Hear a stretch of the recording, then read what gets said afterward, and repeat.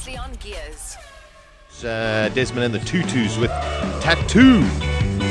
Right here on Balls Visual Radio. And we've got two of the members over here, not related at all if you look at them. We've got Shane and Craig. And it's time for Disi's Double Ds, of course, and it's brought to us compliments of Red Bull Mobile and Cell C. Disi! Okay, today on my Disi's Double Ds, I'm very excited to be featuring an incredibly talented group of guys who play an infectiously awesome blend of rock and roll and indie Quaila pop. It's Desmond and the Tutus.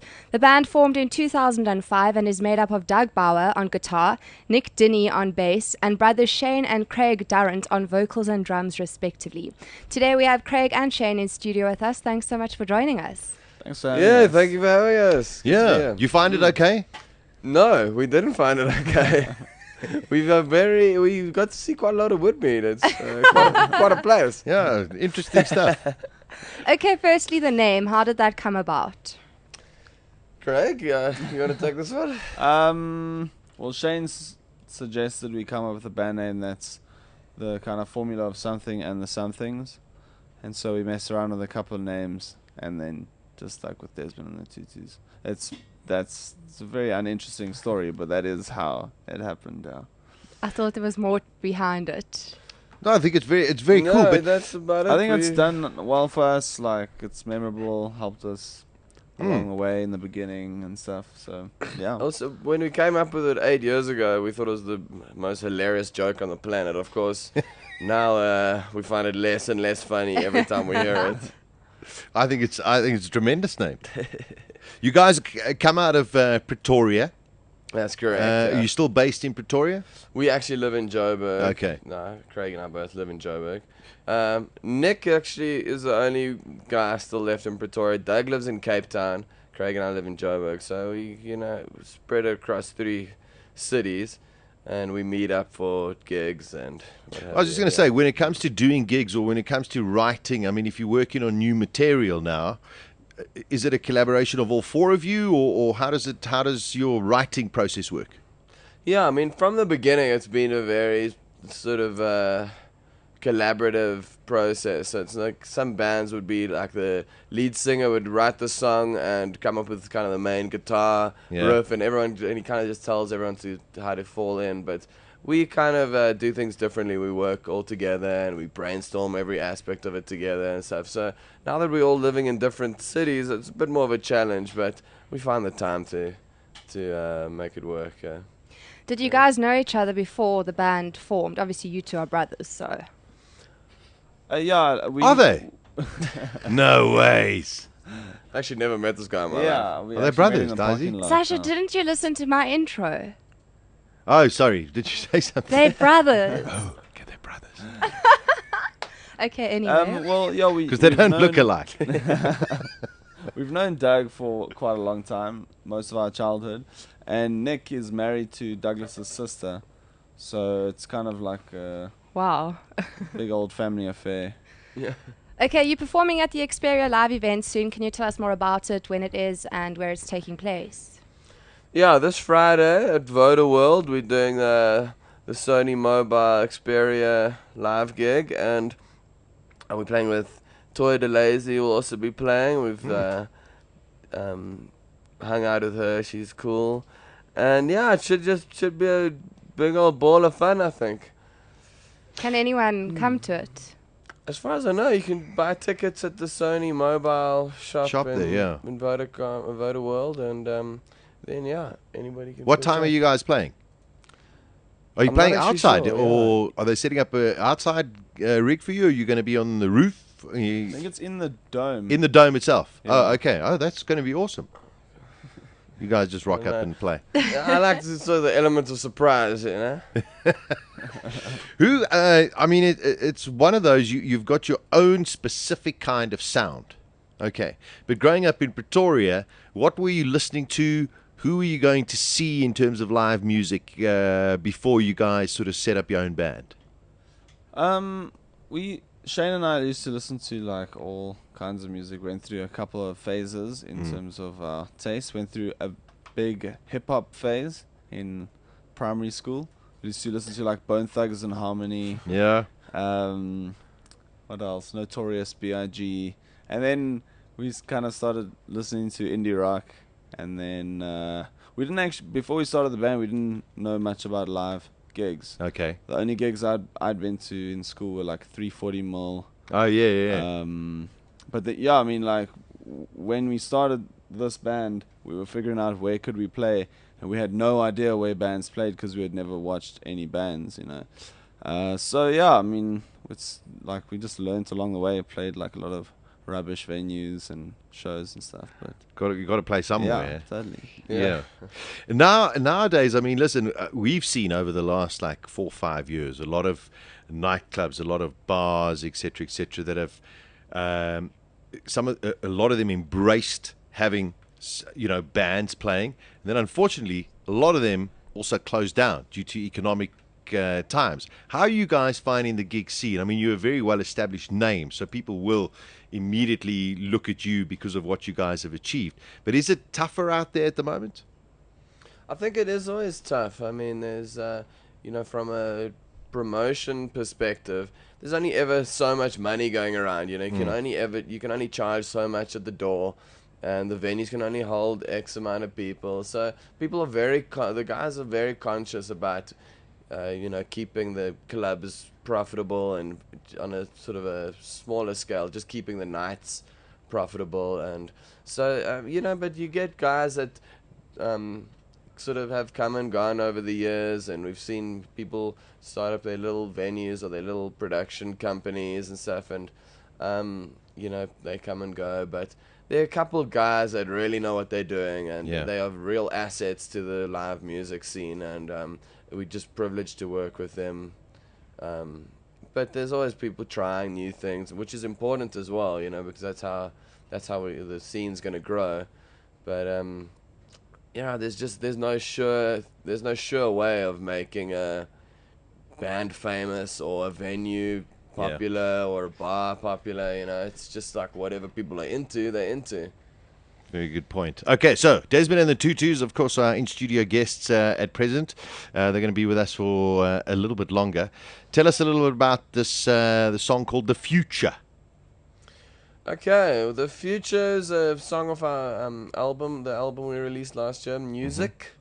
It's one of our more, what did you call it, like a bit of a emotional, nostalgic song for all the kids out there. And this video we shot on a trip down to Durban. So we just our good friend Hanru, who's a brilliant photographer and filmmaker, came with for the weekend and sort of documented the journey, and we came up with this video.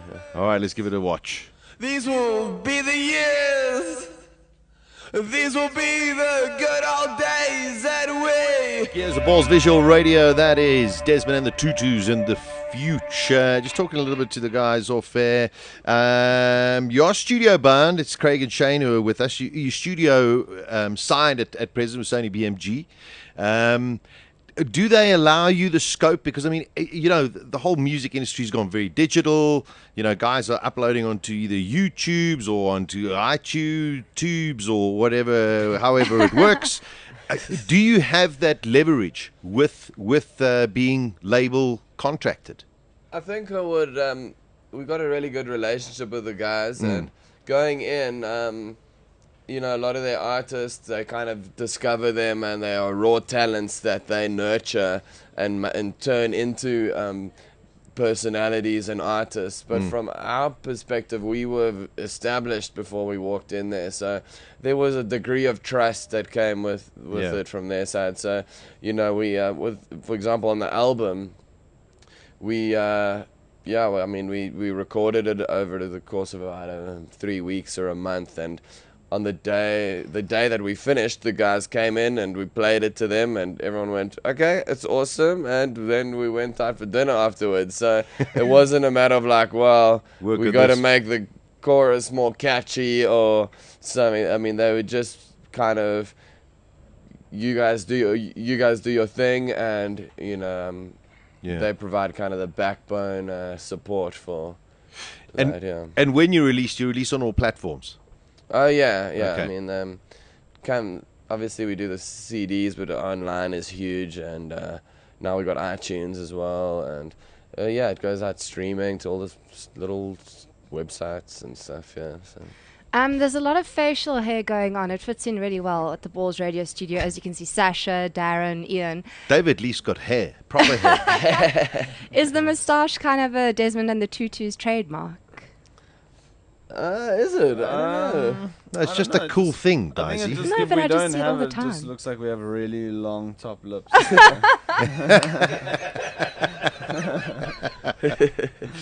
How are things gone internationally for you guys? As you say, you've since 2008, 2005. You guys have done a few albums. How is besides the record company try to help you guys? How have you experienced? Have you done international stuff? What has been the reception like? Yeah, we've done quite a bit overseas, but I think that's kind of where you mentioned earlier YouTube and all that stuff, and internet, and back in the day it was MySpace, and that really helped us in terms of international going touring and stuff like that, because all of a sudden now people from all around the world are listening to music from that they never would have been exposed to without it having been released in their country. And so yeah, off the back of in the early days MySpace, we did a lot of touring in the UK, and we got a great little fan base brewing for ourselves in Japan. Brilliant. We just actually been out to Japan again to tour our new album there, and yeah, it's crazy when you go out there and it's just like these ridiculous songs we sit writing here by ourselves, and you go out there and these like kids in Japan can't even speak English to us after the show, but they're singing along, you know. That's brilliant. It is insane. It just blows your mind, you know. That must be incredibly rewarding as well. It's insane to just see that kind of thing, you know. Brilliant. Now you guys are talking about perhaps a new album coming out early-ish 2014. What are you guys going to be getting up to from now until then? Besides this gig that Disi mentioned, which is this coming week, what have you guys got a plan to do, like a summer South African tour? Yeah, we got a fairly busy couple months ahead of us in terms of touring. We just we're constantly touring. We do it like what we love is the club gigs and the smaller, sweatier bars and stuff like that. So we constantly sort of traveling around doing all the clubs and 200-300 people at a time. That's what we love. And we're playing Rock in the Daisies, which is one of our favorite festivals. So we're doing that. And in December we'll probably do a little coastal tour and hit all the small towns all the way. Brilliant. Up and down the coast, yeah. Very cool. I just have to ask you guys about your website, because love it. I was doing some research on you, and I must say I went into it and I thought there was a virus or something had taken over my computer. I did not know what was potting. So I got someone to email some info to me. Who came up with that whole idea? I came up with that website. It was like based on some artwork I did for our album. Which is obviously based on those like witch doctor, those flyers, flyers, you know. It's fantastic. And, it's so classic. Yeah, I know. It was like a fun website idea to freak people out, and well, it works. if you look around hard enough, there is some actual info, but mostly it's just a stupid joke. Listen, it's great fun. Go and check it out. Desmond and the Tutus.co.za, and when you read it, you'll think, oh no, my God, they've got advertising all over the place. But it's great. I mean, it just does catch you, and I could see why, Disi must have gone, oh my word, what's going on? Virus or something like that. But very, very cool website. Well done to you guys. Nice that you're all doctors and professors now as well, Yeah, that's pretty cool. Excellent. Well, listen, it's been brilliant to have you guys in the studio, and we'll definitely follow your progress. And please let us know when you guys are doing some new material as well. We'd love to sure, love dude. to play Thanks it for for you. having us. Yeah. Thank you. Cool. Excellent. Thanks so much. There we go. Desmond and the Tutus. Go and check them out. Desmond and the Tutus.co.za. I'm assuming, sorry, one more thing, that all of your gigs are lined up on the webpage as well. Yeah, between Facebook and our website, you can find out where we're playing. There we go. Go and check them out on Facebook as well. Guys, thanks for joining us. We look forward to some new stuff in the near future as well. Weekdays from 12 to 2 p.m. Central African Time. Beautiful. Gears with Sasha Martinengo.